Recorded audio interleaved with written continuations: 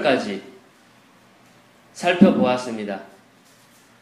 하나님의 심판을 피해서 구원받은 노아의 가족 8명과 그 외의 동물들이 방주에서 나오는 장면까지 보았습니다. 그들에게 하나님께서는 생육하고 다산하고 번성해라, 그러한 명령을 하셨습니다. 그리고 그들에게 새롭게 주어진 음식이 있었습니다. 양식이 있었습니다. 그건 뭐냐면 더 이상 채소와 과일들이 아닌 동물들을 먹을 수 있는 그러한 음식을 허락해 주셨다는 것입니다. 그 전까지는 사실 인간은 초식동물이었어요. 과일과 채소만 먹는 그러한 동물이었지만 이 노아의 심판 이후에, 홍수 심판 이후에는 하나님께서 고기를 먹도록 허락하셨습니다. 모든 살아있는 생물들은 너희들이 먹을 수 있다. 하지만 단 조건이 있었습니다. 핏째 먹지 말아라 라고 하는 부분까지 살펴봤습니다. 오늘은 그에 이어서 8절부터 보시겠습니다. 1절 8절에 또 하나님께서 노아와 그와 함께한 그의 아들들에게 일러 말씀하시기를, 보라, 내가 내 언약을 너희와 너희 뒤에 올 너희 씨와 너희와 함께한 모든 생물 곧 새와 가축과 너희와 함께한 땅의 모든 짐승과 세우리니 곧 방주에서 나온 모든 것으로부터 땅의 모든 짐승에게니라. 내가 너희와 내 언약을 세우리니 다시는 모든 육체가 홍수로 인한 물들로 멸망당하지 않을 것이며 또 땅을 멸망시킬 홍수가 다시는 있지 아니하리라 하시고, 하나님은 무슨 내용이냐면 하나님은 이제 노아의 가족들과 노아와 모든 동물과 또 우리에게까지 앞으로 태어날 모든 사람들에게까지 언약을 세우시는데 그것이 바로 무지개 언약이죠. 그 언약의 내용은 무엇이냐면 홍수로는 더 이상 이 지구를 물로는 심판하지 않으시겠다는 약속이며 언약입니다. 그래서 우리가 알 수 있는 부분은 뭐냐면 우리가 지금 살고 있는 이 지구는 한 번은 물로 심판을 받았던 지구고 더 이상은 물로 심판을 받지 않을 거라는 것을 우리는 확실히 알 수가 있겠죠. 그러나 성경은 또 다른 심판을 분명히 기록하고 있습니다. 그 심판은 하나님께서 약속하신 것처럼 물로 인한 심판이 아닌 다른 심판이 우리를 기다리고 있습니다. 이 지구는 하나님의 심판을 기다리고 있는 상태라고 할 수 있겠습니다. 질문 있나요? 없으면 12절. 하나님께서 말씀하시기를, 이것이 나와 너희와 함께하는 모든 생물 사이에 영속하는 세대들을 위해 내가 체결하는 언약의 표라. 내가 구름 속에 내 무지개를 두노니 그것이 나와 땅과의 언약의 표가 되리라. 내가 구름을 가져와 땅을 덮을 때 무지개가 구름 속에 보이면 내가 나와 너희와 모든 육체를 가진 모든 생물 사이에 맺은 내 언약을 기억하리니 다시는 물들이 모든 육체를 멸망시키는 홍수가 되지 않을 것이라. 무지개가 구름 속에 있으리니 내가 그것을 보고 하나님과 땅 위에 있는 모든 육체를 가진 모든 생물 사이에 영원한 언약을 기억하리라 하시더라. 17절. 또 하나님께서 노아에게 말씀하시기를, 이것이 내가 나와 땅에 있는 모든 육체 사이에 세운 언약의 표니라 하시더라. 내용은 뭐냐면 무지개 언약에 대한 이야기입니다. 물로서는 더 이상 심판하지 않겠다라고 하는 그 언약의 증표가 이제 무지개다 라고 하는 부분을 언급하고 있는데, 무지개 요즘 굉장한 이슈죠. 무지개. 예. 지금 우리가 이 창세기 9장을 통해서 살펴보면 무지개는 이전까지는 무지개가 없었어요. 물로 심판한 이후에 무지개가 하나님의 언약의 표예요. 증표. 더 이상 물로는 심판하지 않겠다라고 하는 하나님의 상징 마크가 무지개죠. 무지개 본 적 있나요? 예. 인터넷으로 본 적. 제가 엄청나게 큰 무지개를 제 인생 중에 이렇게 큰 무지개를 사진으로 찍었어요. 저희 동네에서, 동네 근처에서 봤어요. 이 전까지만 홍수 심판 전에는 무지개가 사실 없었을 것이라고 추측을 하고 있습니다. 이 지구를 덮고 있던 물층이 어마어마한 물의 양들이 땅에 쏟아지면서 이제는 물층이 없어졌기 때문에 그 전에는 태양의 광선이 비치면 그 물층에 의해서 굴절돼서 지구 안으로 많이 안 들어왔다라고 합니다. 그래서 우리가 수명을 노아 홍수 사건 이전의 수명을 보면 엄청나게 많이 살죠. 동식물들도 엄청나게 성장했을 것으로 우리가 추측하거든요. 그래서 그 공룡들도 엄청 크죠. 예, 그러한 환경들로 인해서 그러한 환경이 변화가 있었다는 것이에요. 물 홍수 심판의 이후에. 근데 물이 그 다 지구상으로 쏟아져서 심판했기 때문에 더 이상 이제 물층이라고 하는 그 지구를 덮고 있던 온실효과 같은 그런 물이 없어졌어요. 그래서 태양 광선이 이제는 직접적으로 지구 속으로 들어오는. 그러나 그 물 사이에 지구의 그 햇빛이 이렇게 지구에 들어왔을 때 수증기, 물과 만났을 때 굴절을 하거든요. 빛이. 그래서 이 한 줄기의 빛이 들어왔을 때 물을 통해서 각도가 다르게 굴절이 돼요. 그래서 그 스펙트럼이 나오게 되는 거예요. 그래서 우리가 아는 바와 같이 빨주노초, 파남, 보라색의 7가지 색깔의 무지개를 우리가 볼 수가 있습니다. 그래서 무지개는 아름다워요. 그 다음에 7가지 색깔을 가지고 있어요. 마치 하나님의 특성과도 유사한 그러한 성품들을 가지고, 그런 특징들을 가지고 있어요. 빛에 의해서 생성되는 것이 무지개고, 그 다음에 7가지로 나눠진다. 하나님도 하나님의 영을 우리가 설명할 때 7영이라고 하거든요. 하나님의 영. 완전한 영. 우리가 살펴봤었죠. 앞에는. 이사야서에서. 하나님의 영은 7영이다. 그 7영이 예수 그리스도 위에 임재하셨다. 그래서 예수님은 성령에 충만한 그러한 사역을 하셨다라고 하는 부분을 알 수가 있습니다. 그래서 우리 지금 많이 그 나쁜 사람들이 사용하고 있는 그 레인보우의 마크는 사실 하나님의 영광을 나타내는 마크거든요. 근데 지금 사람들이 마치 자기들의 것인 양, 자기들의 7빛깔인 양, 그렇게 무지개 색깔로 이렇게 어필하고 있다. 잘못된 것이다. 무지개는 하나님의 것이다. 교회가 사실 무지개를 많이 사용해야 된다. 라고 하는 부분입니다. 그래서 무지개는 아름답죠? 마찬가지로 하나님은 아름다우세요. 그 다음에 7가지 색깔을 가지고 있다. 라고 하는 것입니다. 잠시 무지개에 대해서 생각을 하기 위해서 에스겔서를 잠깐 보겠습니다. 에스겔서 1장 28절입니다. 자, 가보시죠. 찾으신 분이 한번 큰 목소리로 읽어주세요. 에스겔이라고 하는 선지자, 그가 하나님을 영광을 보는 장면입니다. 놀라운 장면이죠. 1장 27절입니다.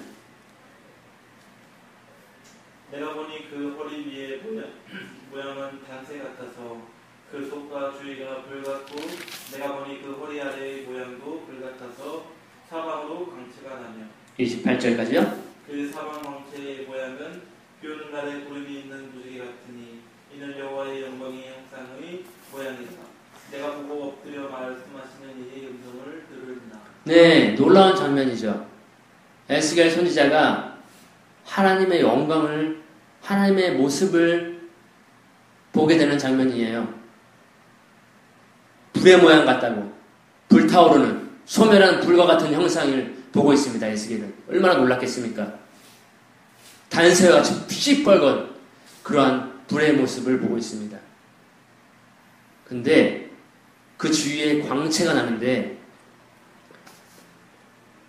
28절에는 무지개의 모양처럼 그 주위의 광채의 모양도 무지개빛이 나고 있었다. 하나님의 것입니다. 하나님의 영광의 광채가 무지개빛깔로 나는 것을 볼 수가 있습니다. 또 요한계시록 4장 3절입니다. 사도 요한은 반모섬에 유배되어서 예수 그리스도의 죄인이 되어서 죄수가 되어서 반모섬에서 이 환상을 봅니다. 사도 요한 4장 3절입니다. 요한계시록 찾으신 분이 또 한번 읽어주시면. 앉으신 이의 모양이 벼곡과 홍보석 같고 또 무지개가 있어 보좌에 둘렀는데 그 모양이 독보석 같더라. 예, 하나님의 보좌 주위에 무지개가 둘려 있습니다. 얼마나 아름답겠습니까? 얼마나 형용할 수 없는 아름다움을 가지고 계시겠습니까? 그러한 모습을 하고 계신 분이 바로 우리 하나님이시라는 거. 또 10장 1절입니다. 요한계시록입니다.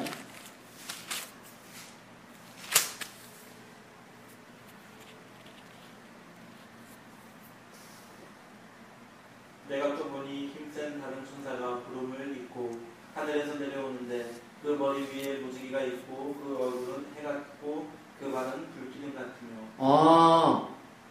굉장히 놀라운 구절입니다.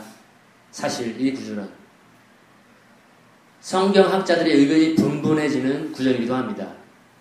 하늘에서 한 천사, 힘센 천사, 다른 천사가 내려오는 것을 사도 요한은 즉시하게 됩니다.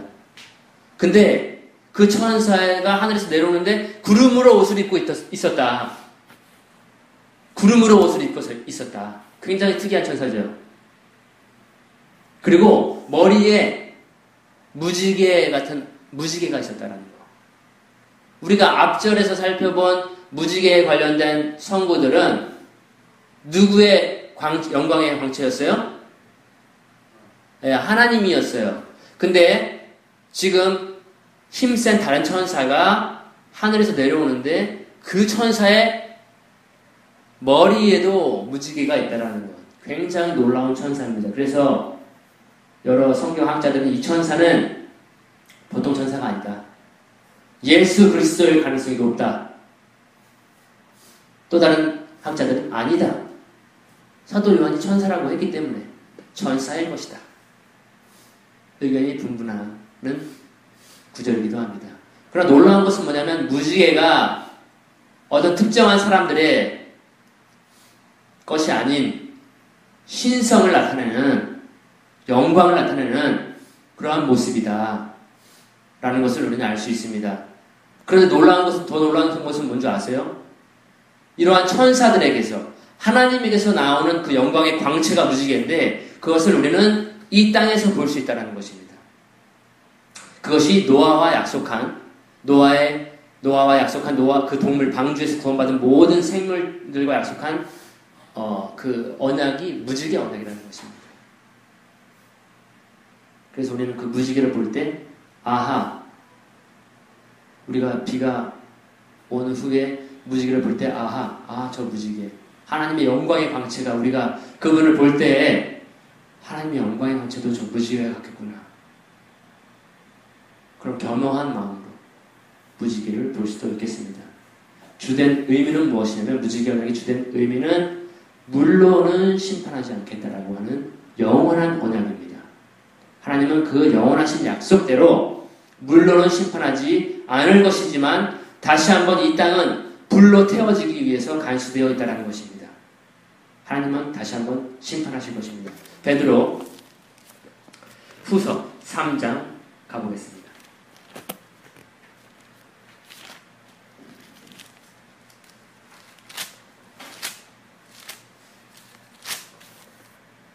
(6절) (7절) 한번 읽어주시죠. 이로 말미암아 그때 세상은 물이 넘침으로 멸망하였되 이제는 하늘과 땅은 그동이라는 말씀으로 불사르기 위하여 보호하신 바 되어 경건하지 아니한 사람들을 심판과 멸망의 날까지 보존하여 두신 것입니다. 경건치 아니한 자들을 심판과 멸망의 날까지 보존해서 이 지구를 지금 불로서 태우시기 위해서 간수되어 져 있다라고 하는 것입니다. 우리는 이 무지개를 보면서 하나님은 물로는 심판하지 않을 것이지만 이제는 불로서 심판하실 것이구나. 경건치 아니한 자들을 태우실 것이구나 라고 하는 것을 우리는 알 수가 있겠습니다. 하나님의 말씀인즉 그 말씀대로 이루어질 것을 저는 믿습니다. 자, 이렇게 해서 18절 다시 창세기 9장으로 가겠습니다.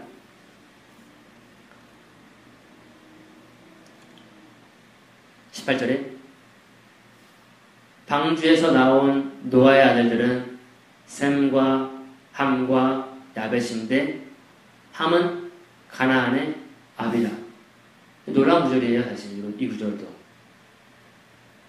셈과 함과 야벳인데 함은 가나안의 아비라라고 덧붙여서 함에 대한 설명을 해주고 있습니다. 뭔가가 암시하고 있는 듯합니다. 가나안의 아비 함, 함의 아들 가나안, 뭔가를 암시하고 있습니다. 19절 이들이 노아의 세 아들인데 그들에게서 난 자들이 온 땅에 퍼지니라. 셈과 함과 야벳, 우리도 노아의 후손이라는 거죠. 그 셈, 함, 야벳이 있는데 누가 우리의 조상이 될까요? 여러분들 혹시 아세요? 아시는 부분 있나요? 셈과 함과 야벳이 노아의 아들들인데 우리의 아버지는 누굴까? 제일 큰 우리의 할아버지는 누굴까? 혹시 아시는 분 계세요?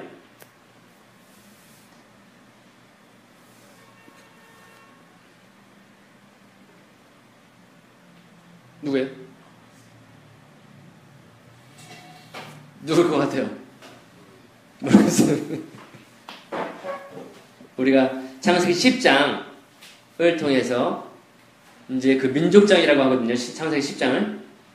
민족들이 어떻게 분포되는지 세계에 그것에 대해서 나오는데 우리는 아마 함의 후손이 아닐까라고 하는 그러한 내용들이 있어요. 어찌되었든지 간에 함족이 여러 이렇게 민족들이 있거든요. 흑인들도 함족이고 동양계, 아시아계 이쪽도 함족일 거라 이렇게 봅니다. 그건 우리가 창세기 10장에서 보도록 하고요.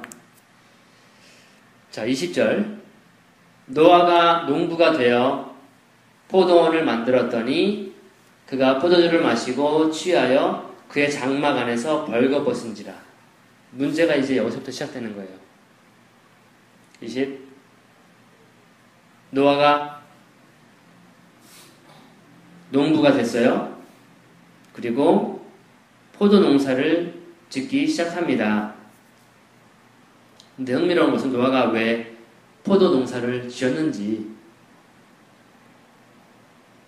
왜 농사를 시작했는지 성경은 그 이유를 언급하고 있지 않아요. 그들에게는 사실은 새로운 양식이 주어졌거든요. 그것은 살아있는 동물들이었어요. 그런데 노아는 그 동물들을 사냥하기보다 지금 농사를 지었다라고 기록을 하고 있어요. 그럴 수도 있겠네요. 포도나무를 심었습니다. 포도원을. 이 포도원 하면 떠오르는 어떤 이미지가 있죠? 포도원이라고 하는 것은 이 성경과 떨어질 수 없는, 뗄래야 뗄 수 없는 것이 포도거든요. 이스라엘을 하나님의 포도원이라고 하기도 합니다. 비유로. 그리고 예수님이 그랬죠.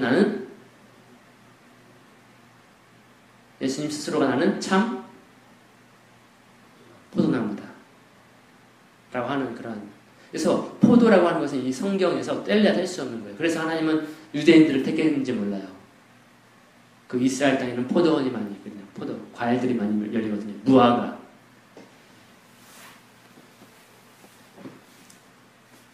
그래서 포도 농사를 시작합니다. 노아가. 그런데 문제는 뭐냐면 포도주를 마셔요. 노아가.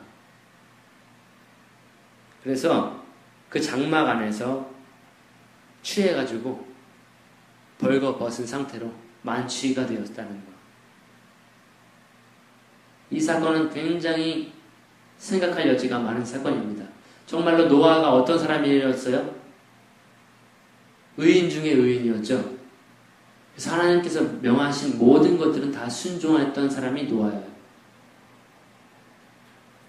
그런데 포도주에 취해서 벌거벗는 이 사건이 나옵니다.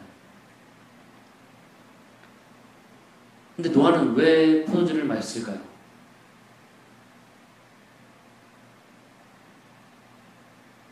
왜 포도주를 마셨을까요?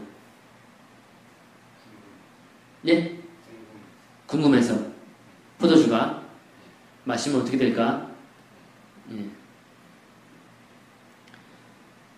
그리고 왜 노아가 포도주를 마셨는지, 왜 술 취해가지고 옷을 다 훌러덩 벌거벗었는지, 그것에 대해서 성경은 아무런 말도 하고 있지 않아요. 그리고 이 나중에 창세기 이후에 많은 성경들을 살펴봐도 노아가 술 취해가지고 그런 죄를 범했다. 그런 기록, 나쁜 기록이라고 해야 되나? 노아에 대한 부정적인 기록이 전혀 없어요.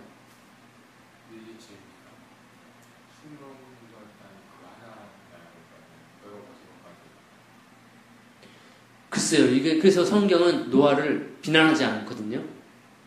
노아가 술 먹은 것도 벌거벗어 취해 있는 것도 뭐 비난하지 않아요. 아, 포도주도 마시면 취합니다.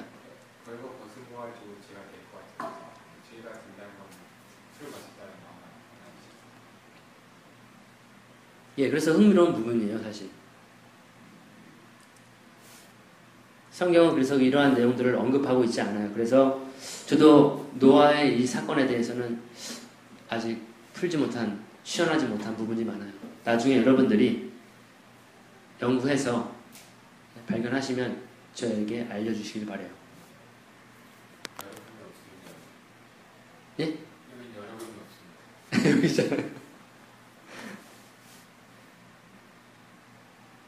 술에 대한 내용이에요, 사실. 예. 예, 술을 마셨다는 거죠. 마시고 취해버렸다는 거예요. 이 이전에도 있었을까? 아니면 홍수 이후에 생겨난 것일까? 그때 노아 사람들이 술 취했다고 하지 않았어요? 먹고 마시고. 네. 마시고가 술 아닙니까? 그럴 수 있어요. 물을 마셨다는 거나 예. 물을 마셨다는 거 가지고 비슷한 안 할 것 같아요. 그러겠죠? 예. 그래서 먹고 마시고 예수님이 비유로 그 비유가 아닌 그 노아의 심판날에 대해서 언급하실 때 노아의 때와 같을 것이다. 먹고 마시고 시집가고 장가가고. 근데 지금 노아가 술에 취해서 벌거벗은 상태가 돼버린 거예요. 사실은 예수님도 술 마신 거 아세요? 예수님도 포도주를 그 만찬 전에도 굉장히 많이 마신 걸로 기록을 하고 있어요. 그럼 저희도 마셔야 된다는 겁니까? 그 부분을 우리가 살펴보고자 해요. 그 목적이 뭐냐에 따라 달라집니다. 그럴 수도 있겠네요. 자기의 목적이나 기준은 예수님을 하나님을 위해서 마시는 자기 이익을 위해서 마시는. 예, 제가 한 구절을 읽어보겠습니다. 잘 들어보세요. 마태복음 11장 19절인데요. 인자는 와서 먹고 마심에 말하기를 보라, 먹기를 탐하고 포도주를 즐기는 사람이요 세리와 죄인의 친구로다 하니 죄는 그 행한 일로 인하여 옳다함을 얻느니라. 먹기를 탐하고 포도를 즐기는 사람이다 라고 그런 평이 있어요. 누구에 대한 평이냐면 예수님에 대한 평이에요. 예수님이 먹기를 좋아했나 봐요. 그 다음에 포도주도 이렇게 잘 마셨나 봐요. 그 사람들 놀라는 거예요. 세리와 죄인들의 친구네. 그만큼 날인달들과 친해지기 위해서. 그런지는 모르겠지만 먹기를 탐하고 포도주를 즐기는 자였어요. 예수님도. 뿐만 아니라 가나의 혼인잔치 아시죠? 가나의 혼인잔치가 있었어요. 근데 예수님 어머니 마리아가 보소서 포도주가 동이 났습니다. 그러니까 예수님이 여인이요 나와 무슨 상관이 있습니까? 그랬더니 마리아가 종들에게 저가 무슨 말을 하시든지 다 순종해라 라고 해서 물을 항아리채 가득 담죠. 그랬더니 그게 어떻게 돼요? 예, 갖다 줘라 했더니 물이 포도주 아주 맛있는 정말로 신선하고 맛있는 고급스러운 포도주가 되었던 사건들. 예수님은 물이 변해서 포도주를 만드는 사건까지도 기적까지도 베풀었어요. 포도주도 즐겨 드시고 또 물을 포도주로 만드시기도 하고 예수님이 그러셨거든요. 이렇게 예수님도 술을 마셨기 때문에 노아도 술을 마셨고 예수님도 술을 즐기시는 분이었네. 그렇다면 나도 술을 즐겨볼까? 라고 생각하는 사람도 있을 것 같습니다. 어때요? 형제님은 술을 마실 기회가 많이 있나요? 아니면 자주 즐기시나요? 가끔 한두 잔씩? 기회가 없습니다. 술을 좋아하시나요? 안 먹는데 오래 가지고 좋아하지 않다고 모르겠습니다. 먹어봐야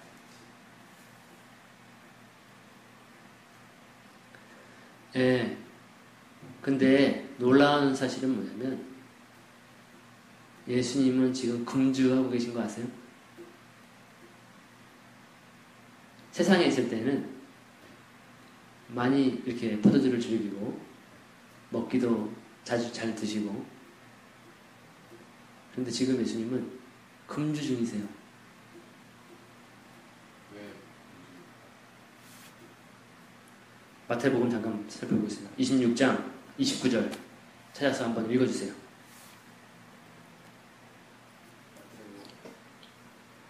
26장 29절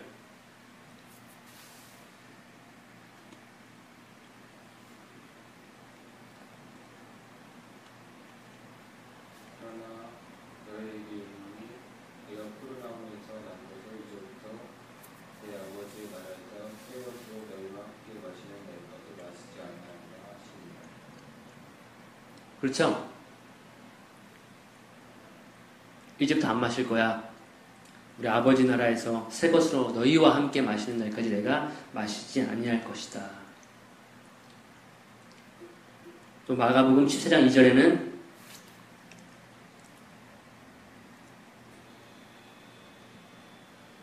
누가복음 22장 18절에 이런 말이 있네요. 내가 너희에게 이르노니 내가 이제부터 하나님의 나라가 임할 때까지 포도나무에서 난 것을 다시 마시지 아니하리라 하시고 마지막으로 제자들과 떡과 포도주를 나누시고 하시던 말씀이에요. 그 와중에 하시던 말씀이에요. 더 이상 내가 포도나무에서 난 것을 마시지 않겠다.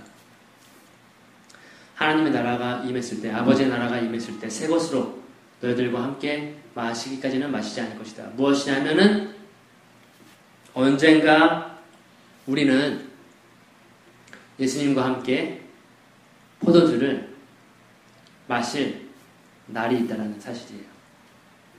여러분들 상상이 되나요? 우리 예수님 얼굴을 보는 사람 없어요. 2000년 전에 예수님은 하늘로 올라가셨기 때문에. 근데 올라가시기 전에 이 말씀을 하고 올라가신 거예요. 상상이 되나요? 여러분들 기대가 되나요? 예수님과 함께 포도주 잔을 나누는 그 감격.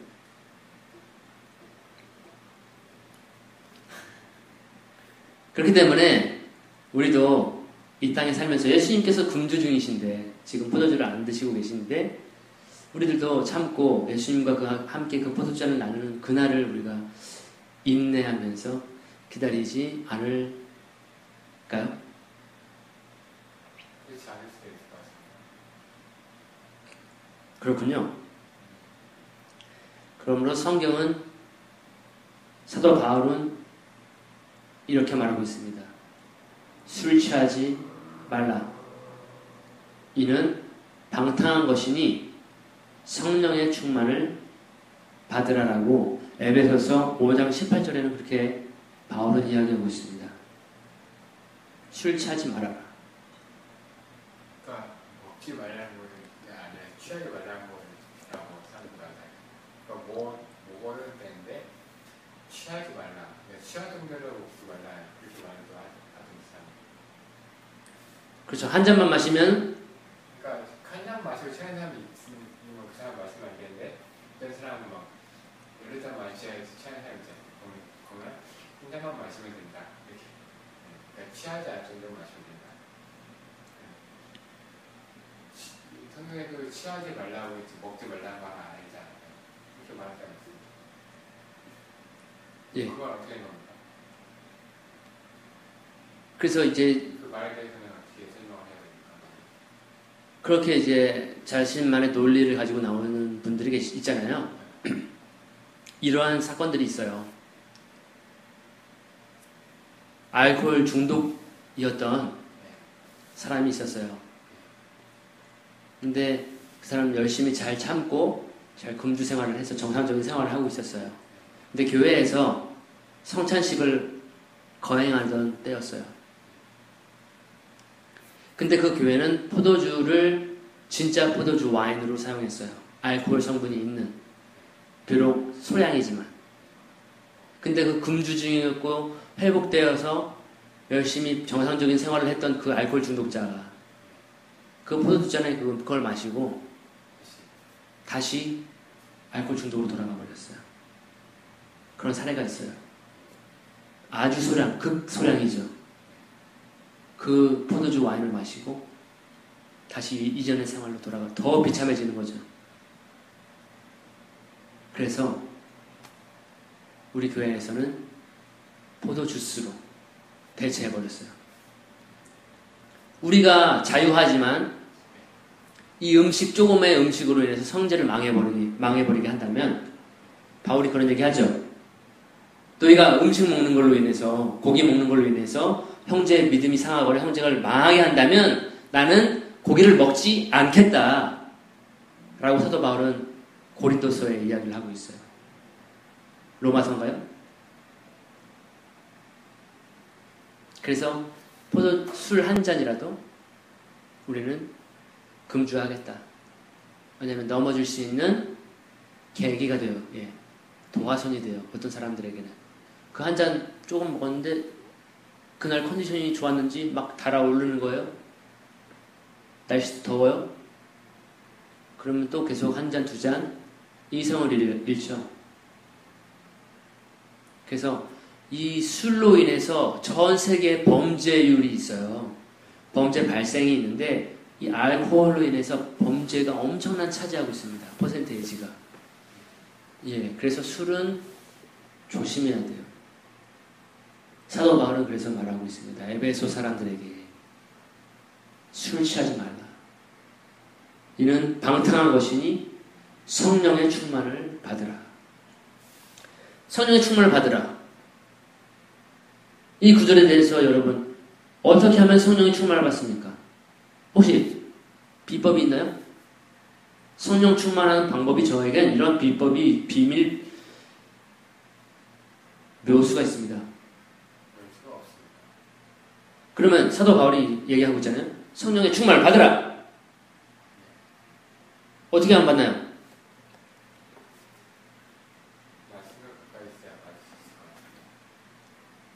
받을 수 있을 거예요? 아니면 받았어요? 아니, 사도 바울이 명령하고 있잖아요. 성령의 충만을 받으라. 예, 그러면 어떻게 how? 어떻게 받으면 되나요? 그냥 냅다 받으면 되나요? 어떻게 방법이 있나요? 말씀과 기도로 받아야 예, 성령의 충만.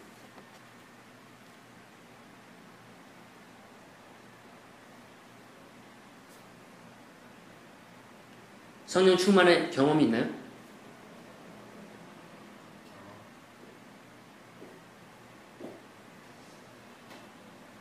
그때 나타난 어떤 것이 나오던가요? 예, 성령이 내가 충만했을 때 나오는 행동들. 그냥 좋은데. 그냥 좋았어요? 또 그 표출되는 어떤 발산되는 성령이 충만하면 넘친다는 뜻이거든요. 그래서 넘치면은 뭔가가 나온다는 뜻이에요. 이 성령, 내 안에 있는 그 성령이 충만해져가지고 뭔가가 나온다는 것이에요. 예, 그것을 이제 또 다른 표현으로는 성령 은사라고도 하는데 어떤 뭐 특별한 그러한 나왔던 어떤 성령 충만을 했을 때 내가 막 뭐가 이렇게 되더라. 그런 거 있나요?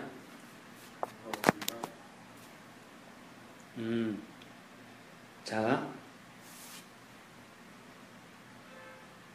한번 이 구절 찾아보겠습니다. 누가복음 1장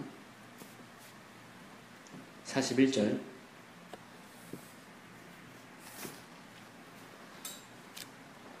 찾았나요?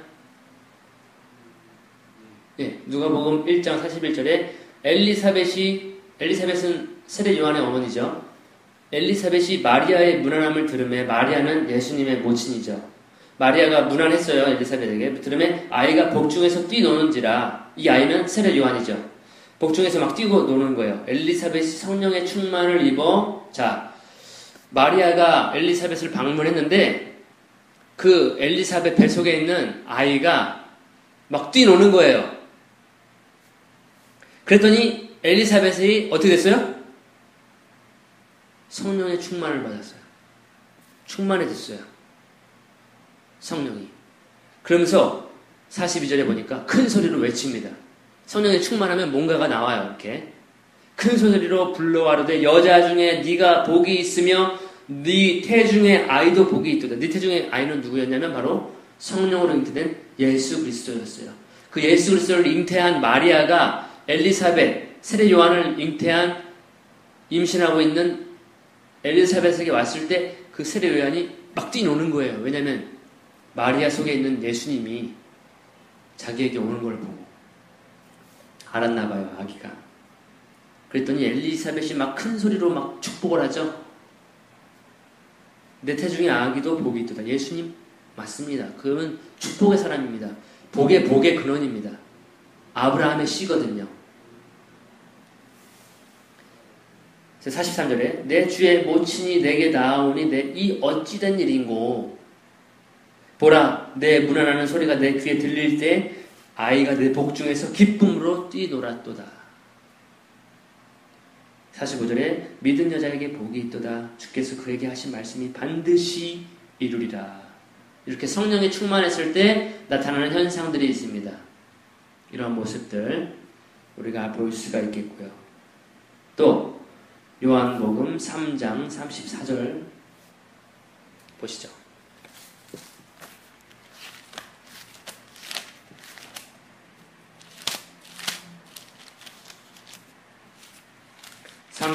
요한복음 34절에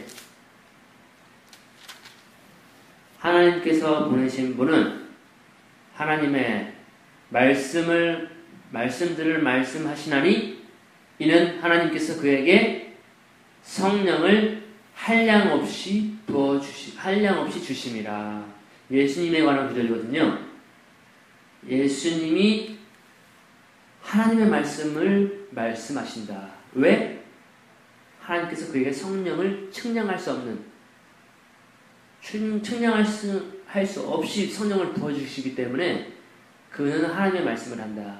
라고 하는 거죠. 그래서 뭐냐면 성령에 충만한 사람은 하나님의 말씀을 말하게 되어 있어요. 그런 부분들 성령의 충만을 받으라. 예, 어떠한 모습인지를 우리가 이렇게 알 수가 있겠습니다. 그 다음에 사도행전 4장 8절 보겠습니다.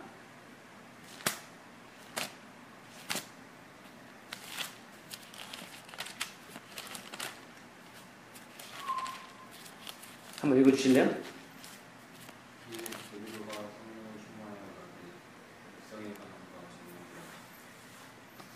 계속.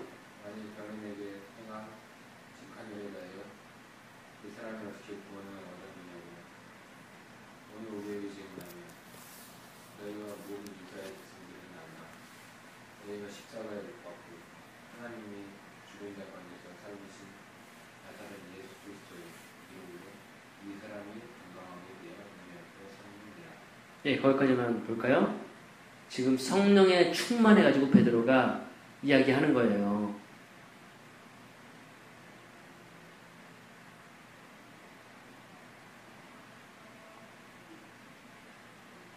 그 불구자가 어떻게 낫게 되었냐 라고 묻는다면 그 불구자는 나사렛 예수 그리스도의 이름으로 그가 온전하여진 것이다.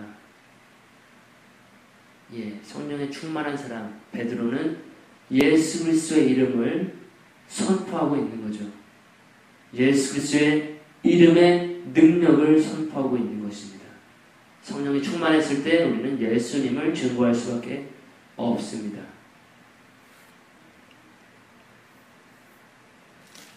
이러한 모습들이 있네요. 또 에베소서로 마지막 보겠습니다. 에베소서 5장. 성령에 충만하면 어떻게 될까? 사도 바울이 준 팁이 있어요. 성령의 충만을 받으라라고 5장 18절 에베소서에서는 말을 했죠. 그럼 어떻게 성령을 충만을 받습니까? 라고 질문을 했을 때 19절에 시와 찬송과 영적인 노래들로 너희에게 말하고 너희 마음으로 주께 노래하며 곡조를 만들고 항상 모든 일에 우리 주 예수 그리스도의 이름으로 하나님 곧 아버지께 감사를 드리며 하나님을 두려워함으로 피차 서로 복종하라. 이것이 성령의 충만한 생활이에요.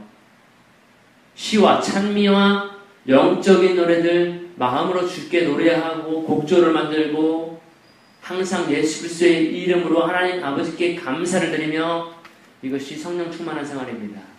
뭔가 윤곽이 잡히죠? 성령 충만했을 때. 그래서 술 취하지 말자. 우리는 세상 것에 취하지 말자. 우리는 성령의 충만을 받자. 라고 하는 부분을 우리가 창세기 지금 9장을 통해서 노아 사건을 통해서 우리가 볼 수가 있습니다. 그렇다면은 여러분은 성령에 충만하고 계십니까? 아니면 다른 것으로 충만해 있습니까? 질문을 드렸을 때 나는 무엇에 충만한 상태지?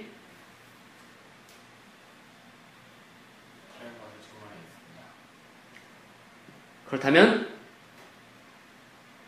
술 취하지 말고 성령의 충만을 받아야겠죠? 예.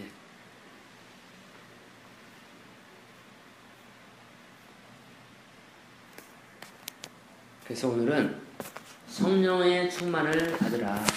술 취하지 말자. 또 무지개. 우리가 무지개를 볼 때 이게 하나님의 영광의 광채구나. 하나님의 영광의 광채를 우리가 이 땅에서도 볼 수가 있구나 라고 하는 그러한 것들을 살펴보는 시간이었습니다. 어떠셨나요?